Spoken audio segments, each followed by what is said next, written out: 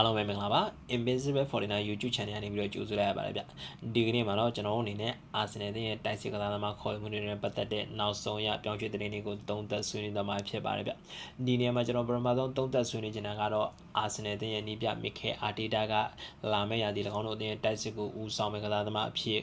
ခေါ်ယူဖို့ခက်ခဲနေတဲ့ဒီ RB Leipzig ရဲ့တိုက်စစ်မှု Benjamin Sesko ထက် Sporting Lisbon ရဲ့တိုက်စစ်မှု Peter Gyökeres ကိုဦးစားပေးဖြစ်သတ်မှတ်ပြီးခေါ်ယူဖို့ဒီအသင်းရဲ့တာဝန်ရှိသူတွေကိုတိုက်တွန်းခဲ့တယ်ဆိုတဲ့သတင်းပေါ့နော်ဒီနေရာမှာကျွန်တော်ပထမဆုံးပြောချင်တာကဒီ Peter Gyökeres ကိုဦးစားပေးဖြစ်သတ်မှတ်ခဲ့ပေမဲ့လည်းဒီ Sesko ကိုလည်းဆက်လက်ဆွေးနွေးနေဆဲပဲဖြစ်တယ်ပေါ့နော်တစ်ဖက်မှာကြတော့ဒီ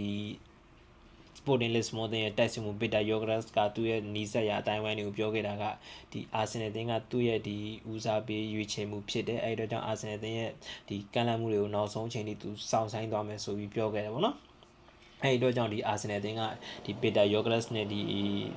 ပုတ်ကွေသဘောတူညီရဖို့ကကြတော့အရင်ကြီးခက်ခဲနေတဲ့အနေအထားမှာမရှိဘူးဗျာဒါပေမဲ့တခုရှိတာကဒီပြီးခဲ့တဲ့ရာသီကဒီကစားသမားနဲ့သူ့ရဲ့ကလပ်ကြားမှာဒီ gentleman agreement တခုဖြစ်တဲ့ယူရို65သန်းဝန်းကျင်နဲ့ကန်လန်းလာတဲ့အသင်းရှိလို့ရှိရင်သူ့အနေနဲ့ပြောင်းရွှေ့ခွင့်ပြုမယ်လို့ဒီသဘောတူညီခဲ့ပေမဲ့လက်ရှိမှာတော့ဒီ Sporting Lisbon ရဲ့ဥက္ကဋ္ဌကဒီ gentleman agreement ကိုချိုးဖောက်ပြီးတော့ပြီးခဲ့တဲ့ပထမတစ်ခေါက်တုန်းက Arsenal အသင်းကကန်လန်းခဲ့တဲ့ယူရို55သန်း plus ဒီ add on 10သန်းပါတဲ့65သန်းတန်ကြီးရှိတဲ့ကန်လန်းမှုတစ်ခုကိုပယ်ချခဲ့တယ်ပေါ့နော်အဲ့ဒီတော့ကြောင့်လည်းဒီကစားသမားနဲ့ကလပ်အသင်းနဲ့ဂျားမှာအနေငယ်ပေါ်တိုက်မှုတွေဖြစ်ပေါ်နေရပေါ့နော်ဒါပေမဲ့လည်းဒီအပြောင်းရွှေ့ဖြစ်ပေါ်လာဖို့အတွက်တစ်ဖက်မှာလည်းဒီ Sporting Lisbon နဲ့ရင်းနှီးတဲ့ဆက်ဆံရေးတွေရှိတဲ့ Super Agent George Mendes ကိုယ်တိုင်ဝင်ရောက်ကူညီပြီးတော့လောက်ကင်ပေးနေတာဖြစ်တဲ့အတွက်ဒီအပြောင်းရွှေ့ကတော့ဒီဖြစ်ပေါ်လာဖို့ရာခိုင်နှုန်းပို့ပြီးတော့များနေတယ်ပေါ့နော်တစ်ဖက်မှာလည်းဒီBenjamin Sesko ခေါ်ယူဖို့ကြိုးပမ်းတဲ့နေရာမှာသူရဲ့မိခင်ကလပ် RB Leipzig တင်ကဒီကစားသမားရဲ့ပြောင်းရွှေ့ကိုအနည်းဆုံးယူရိုတန်80နဲ့100ကျားမှလိုချင်တယ်ဒါပေမဲ့ Arsenal တင်ကကြောက်လဲဒီကစားသမားဒီအခုမှအသက်21နှစ်ပဲရှိသေးတယ်သူ့အနေနဲ့ဒီ potential ရှိတာမှန်ပေမဲ့တက်တည်ပြစရာတွေအများကြီးကြံသေးတယ်ဆိုပြီးတော့ဒီတတ်မှတ်ပြီးတော့ဗောနော်သူပြောင်းရွှေ့ကြီးကိုယူရိုတန်80ဝန်းကျင်လောက်မှာပဲသဘောတည်မှုရကျင်တယ်အဲ့ဒီအတွက်ဒီကလပ်အသင်းနှစ်သင်းကြားဒီဈေးနှုန်းသတ်မှတ်ချက်ကအနည်းငယ်ကွာဟနေတဲ့အနေအထားမှာဒီကစားသမားကိုခေါ်ယူဖို့ခက်ခဲနေတဲ့ဟာကတော့ဒီအမှန်ပဲပေါ့နော်တစ်ဖက်မှာကျွန်တော်ပြန်ကြည့်ရင်လည်းဒီကစားသမားကဒီ RB Leipzig အသင်းမှာ200ဒီကစားခဲ့တယ်အဲ့ဒီကစားခဲ့တဲ့200ဒီလုံးမှာသူ့အနေနဲ့ဒီBundesliga တွင်ကိုကရာသီတိုင်းပေါ့နော်ဒီ20ကျော်တဲ့တွင်ကို20ကျော်တဲ့အနေအထားမှာတရားဒီမှရှိမနေခဲ့ဘူးဗျာအဲ့ဒီအတွက်ကြောင့်လဲ Arsenal တင်းကဒီကစားသမားကိုလိုရာဓာတ်ပို့ပြီးတော့တန်ကြီးအစမတန်ပြီးခေါ်မဲ့အနေအထားမှာမရှိဘူးပေါ့နော်တစ်ဖက်မှာလည်းဒီကစားသမားနဲ့ Arsenal နဲ့ဂျားမှာပုတ်ကွေသဘောတူညီမှုရဖို့ကအတော်လေးခက်ခဲနေတဲ့အနေအထားမှာရှိရပေါ့နော်နံပါတ်1ကကြတော့ဒီကစားသမားကသူ့ရဲ့ဒီလောက်ခလာစာကိုအများကြီးလိုချင်တယ်နံပါတ်2ကကြတော့သူတကယ်လို့ဒီ Arsenal တင်းနဲ့စာချုပ်ချုပ်ဖြစ်ခဲ့လို့ရှိရင်နောက်တစ်ချိန်မှာဒီပြန်လဲရောင်းချဖို့အတွက်ဒီ Arsenal တင်းလက်ရှိခေါ်ခဲ့တဲ့ပြောင်းရွှေ့ကြီးထက် 20% ဒီ 20% ပဲဈေးတင်ပြီးတော့ရောင်းချပေးရမယ်ဆိုတော့နှစ်ချက်ပေါ့နော်အဲ့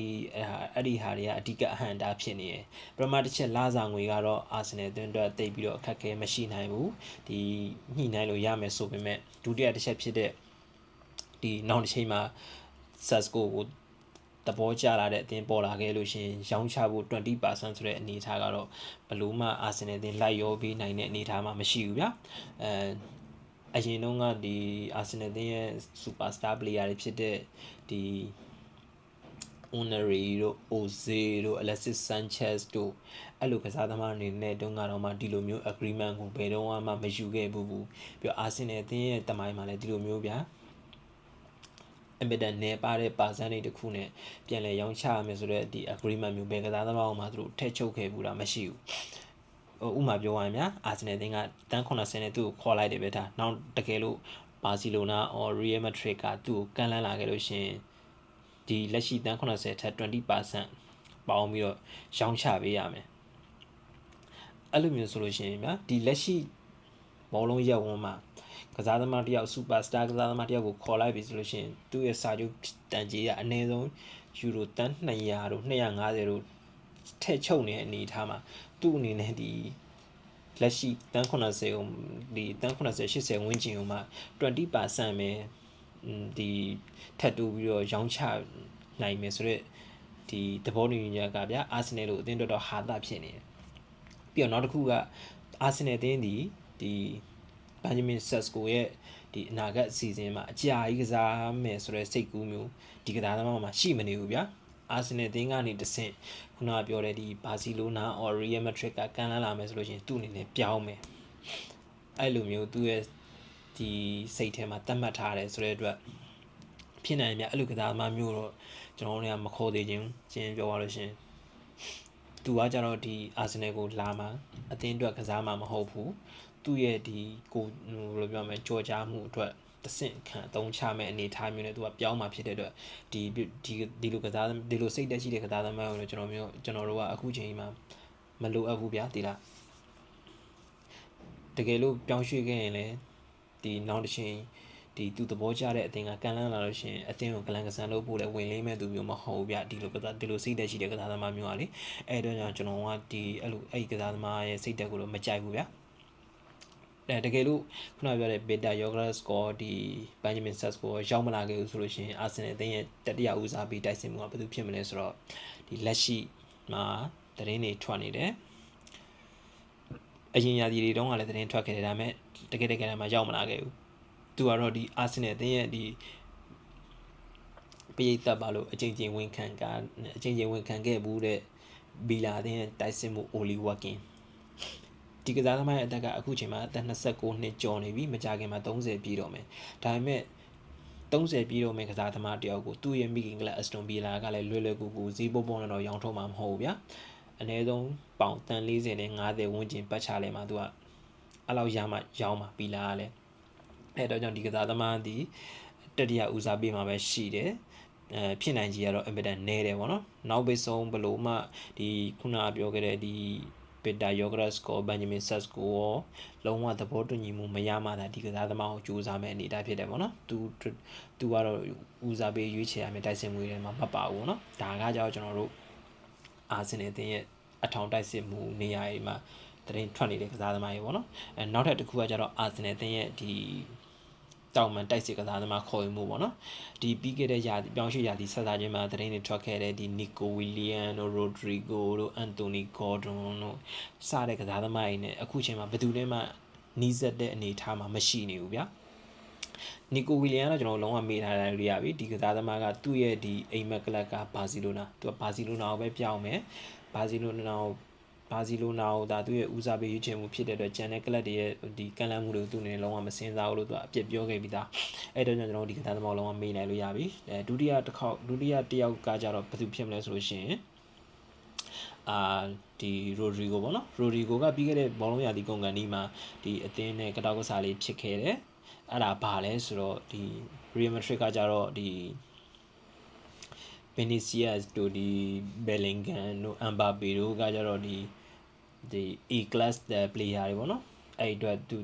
ဒီ Rodrigo တို့ဘာလို့ကြောက်သူ Real Madrid ကသူ့ကိုဒီ B class တန်းထဲမှာပဲသဘောထားပြီးတော့ဒီဆက်ဆံခဲ့တယ်တတ်မှတ်ခဲ့တယ်ဆိုပြီးတော့ကစားသမားခံစားနေရတယ်သူကဒီ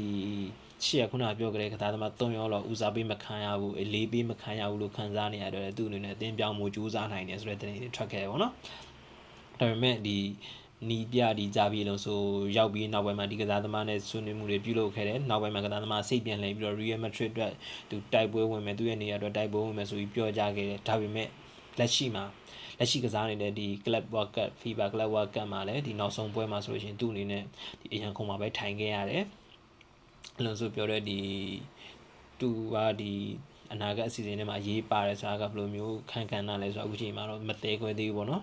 တစ်ဖက်မှာလည်းအာဆင်နယ်အသင်းက Real Madrid နဲ့ဒီရင်းနှီးတဲ့ဆက်ဆံရေးတွေရှိတယ် OZ တုန်းကလည်းသူစံချိန်နေတမန်ကြီးနဲ့ဒီခေါ်ယူနိုင်ခဲ့တယ်ပေါ့နော်အဲ့ဒီအတွက်ကြောင့်လည်းဒီအချိန်မှာလည်းအခုတစ်ခါမှလည်းဒီ Rodrigo ကိုအာဆင်နယ်အသင်းကယူရိုတန်း80 90လောက်နဲ့ကမ်းလှမ်းမယ်ဆိုလို့ရှင် Real Madrid ကလက်ခံပြီးတော့ဆွေးနွေးမဲ့အနေအထားမှာရှိရပေါ့နော်အဲ့တော့ကြောင့်ဒီပြောင်းရွှေ့ကလည်းဖြစ်မလာနိုင်ဘူးလို့ပြောလို့မရဘူးပေါ့နော် နောက်ထပ်တစ်ယောက်ကကြတော့ဒ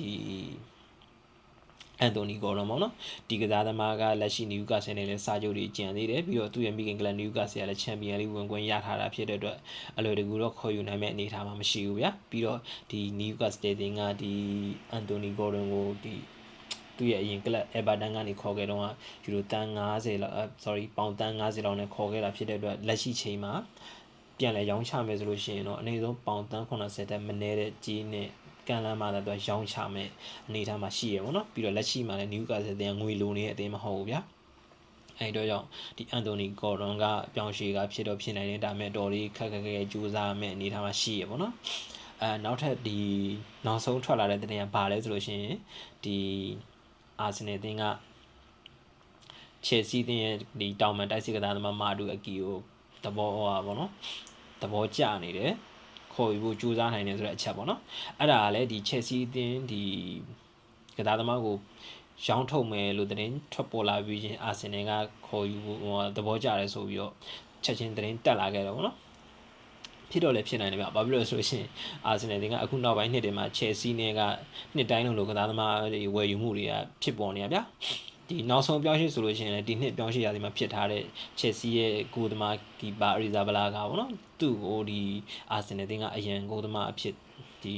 ီသဘောတည်ခေါ်ယူဖို့သဘောတည်မှုကရခဲ့တယ်ပေါ့နော်ဒီအရင်ရာသီတုန်းကလည်းဒီ Starling တို့ Havertz တို့ Jorginho တို့ဇက်တိုက်ဆိုသလိုပဲဒီ Chelsea ကနေ Arsenal ကိုရောက်လာဖြစ်တဲ့ဒီမတ်တူကီကလည်း Arsenal ကိုရောက်မလာဘူးလို့ပြောလို့မရဘူးဗျကျွန်တော်ပြောဘယ်လိုပြောမလဲဒီမာဒူကီရဲ့ပြောင်းရွှေ့ကခုနကပြောခဲ့တဲ့တောင်မန်တိုက်စစ်ကစားသမားရဲ့ထက်ကိုပို့ပြီးတော့နီးစပ်မှုခေါ်ယူဖို့နီးစပ်မှုရှိရဗျာ။ဘာရှောင်းလဲဆိုလို့ရှိရင်ဒီအာဆင်နယ်နဲ့ချယ်ဆီကြားဆက်သွယ်မှုတွေကဒီကစားသမားခေါ်ယူဖို့ပို့ပြီးတော့ဖြစ်နိုင်တဲ့အထက်မှာပါတယ်ပေါ့နော်။ဒီကစားသမားရဲ့ playing style ရဆိုလို့ရှိရင်သူကစာကာအရန်အနေနဲ့ထားကစားလို့ရမယ်။ Chelsea မှာလည်းသူ့အနေနဲ့ညတောင်မှာအဓိကထားပြီးတော့ပွဲအများစုမှာကစားခဲ့တယ်။တခါတလေမှသာ traditional winger အဖြစ်ဒီဘယ်တောင်မှာကစားခဲ့တယ်ဆိုပေမဲ့ဘယ်ရောညာရောဒီထားကစားလို့ရတဲ့အနေထားမှာအရင်အနေနဲ့အရင်အင်အားအတွက်ခေါ်ယူမယ်ဆိုရင်လည်းခေါ်ယူလို့ရနိုင်တဲ့အနေထားမှာရှိတယ်ပေါ့နော်နောက်ထပ်တစ်ယောက်ကကြတော့ဒီဝဟန်အသင်းရဲ့ဒီတောင်မန်တိုက်စစ်ကစားသမားမိုဟာမက်စကူဒုစ်ပေါ့နော်သူ့ကိုတော့ဒီဝဟန်အသင်းကယူရိုတန်100စီလုံးတတ်မှတ်ထားတယ်ဒါပေမဲ့ဒီDeclan Rice အပြောင်းရွှေ့ပြီးမှ Arsenal အသင်းနဲ့ West Ham အသင်းတို့ကြားကောင်းမွန်တဲ့ဆက်ဆံရေးတွေရှိခဲ့တဲ့အတွက်တကယ်တမ်းတူတီဆန်ဆန်ဆွေးနွေးမယ်ဆိုလို့ရှိရင်ယူရိုတန်80ဝန်းကျင်လောက်မှလည်းခေါ်ယူလို့ရနိုင်တဲ့အနေအထားမှာရှိတယ်ပေါ့နော်။ဒါကကြတော့ Mohamed Kudus ရဲ့သတင်းပေါ့နော်။နောက်ထပ်တစ်ယောက်ကဘယ်သူဖြစ်မလဲဆိုလို့ရှိရင်ဒီဘုံမောက်အသင်းရဲ့တောင်မန်တိုက်စစ်ကစားသမားစီမီညွန်သူ့ကိုလည်းဒီသူ့ရဲ့မိခင်ကလည်းဘုံမောက်ကပေါင်တန်း80ဝန်းကျင်ဈေးနှုန်းသတ်မှတ်ထားတယ်အခုကိအင်မှာဗျာဒီကစားသမားတယောက်အနည်းဆုံးခြေစွမ်းပြရပြီဆိုတော့ဒီအသင်းတိုင်းကဗျာပေါင်တန်း60တွေ80တွေ80တွေလိုချင်နေရဗျာအဆန်းတော့မဟုတ်ဘူးပေါ့နော်ကိုယ်အနေနဲ့ကဒီတေချာစစ်စစ်ပြီးခေါ်ယူနိုင်မှသာမှန်ကန်တဲ့ပြောင်းရွှေ့ခြင်းနဲ့အပြောင်းရွှေ့ဖြစ်မှာပေါ့နော်တခြားမကြည့်နဲ့ဗျာဒီအခု Manchester United ကခေါ်ယူမယ်လို့သတင်းထွက်နေတဲ့အံပွေမှုဆိုရင်လည်းပေါင်တန်း60ကျော်အထိပေးတာတော့မှ Brentford ကမရအောင်ပဲနဲ့ခုနပြောလို့80နဲ့80အထက်ကိုလိုချင်နေရပေါ့နော်အဲ့ဒီအတွက်ကြောင့်ကစားသမားရဲ့တန်ကြီးတွေလိုရတဲ့ပို့ပြီးတော့ဖောင်းပွားနေနဲ့အဲ့ဒီအနေထားမှာမှန်ကန်တဲ့ဒီဆွေးနွေးညှိနှိုင်းမှုတွေလုပ်ပြီးတော့ခေါ်ယူနိုင်မှသာကျွန်တော်တို့ဒီအကျိုးရှိတဲ့ခေါ်ယူမှုတွေဖြစ်လာမယ်ပေါ့နော်နောက်ဆုံးတစ်ယောက်နေတော့သုံးသက်ဆွေးနွေးချင်တာကကြတော့ဒီ PSV အသင်းရဲ့ဒီ Belgian တောင်မန်တိုက်စစ်ကစားသမားဘာကာယိုကိုပေါ့နော်ဒီကစားသမားလေးကအရင်ရာသီတွေတုန်းကတော့အာဆင်နယ်နဲ့တရင်တွေထွက်ခဲ့တယ်ဒါပေမဲ့တကယ်တဲ့ကဏ္ဍမှာတော့အာဆင်နယ်ကိုရောက်မလာခဲ့ဘူးပေါ့နော်အဲဒီလိုနေထားမှာဒီရာသီအခုတစ်ခေါက်ပြောင်းရွှေ့ရာသီမှာလည်းဒီအာဆင်နယ်နဲ့ထပ်ပြီးတော့တရင်တွေထွက်လာတယ်ဒီကစားသမားလေးရဲ့အပြောင်းရွှေ့ကတော့ဒီအင်္ဂလန်ကတောင်မန်တိုက်စစ်ကစားသမားလိုမျိုးဗျာဈေးနှုန်းကအရင်မြောက်နေတဲ့အထက်မှာတော့မပါဘူးဖြစ်နိုင်မယ်ဆိုလို့ရှိရင်တော့ယူရိုတန်40နဲ့50ဝန်းကျင်ကြားမှာဒီသဘောတည်မှုရနိုင်တယ်ပေါ့နော်ဒါကကျွန်တော်နောက်ဆုံးကြားသိရတဲ့အာဆင်နယ်အသင်းနဲ့ပတ်သက်တဲ့ဒီတိုက်စစ်ကစားသမားအပြောင်းရွှေ့တွေပေါ့နော်ဒီအခုတုံးတက်ခဲ့တဲ့ကစားသမားတွေထဲမှာဘယ်ကစားသမားကအာဆင်နယ်အသင်းရဲ့ဒီကစားကွက်နဲ့ကန်ရင်နိုင်မလဲအံဝင်နိုင်မလဲဘယ်ကစားသမားကိုတော့ခေါ်တင်လဲဆိုတာကိုပြည်သက်တွေရဲ့အမြင်ကိုလည်း comments box မှာရေးခဲ့ပေးပါအောင်ဗျအာဆင်နယ်အသင်းနဲ့ပတ်သက်တဲ့ တရင်တွေကိုလည်းအခုလိုမျိုးပုံမှန်တင်ဆက်ပေးတော့မှဖြစ်လို့ကျွန်တော်ရဲ့ channel လေးကိုလည်း like and subscribe လေးလုပ်ပြီးတော့အားပေးခဲ့ကြပါအောင်ဗျအခုလိုနားဆင်မိခဲ့ကြတဲ့တယောက်ချင်းစီတိုင်းကိုလည်းကျေးဇူးအများကြီးတင်ပါတယ်နောက်ထပ်ဗီဒီယိုတွေမှာလည်းထပ်ပြီးတော့ဆုံတွေ့ပါအောင်မယ်ပြောကြရင်လည်းကျွန်တော်အစီအစဉ်လေးကိုဒီမှာလည်းအဆုံးသတ်ပြရစီဗျကျေးဇူးတင်ပါတယ်အားလုံး